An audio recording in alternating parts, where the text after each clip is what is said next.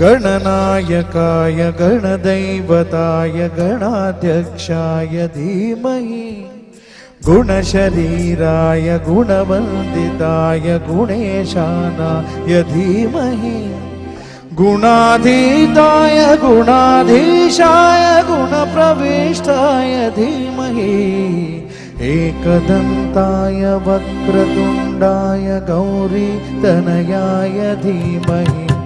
गजेशानाय भालचन्द्राय श्रीगणेशाय धीमहि एकदन्ताय वक्रतुण्डाय गौरीतनयाय धीमहि गजेशानाय भालचन्द्राय श्रीगणेशाय धीमहि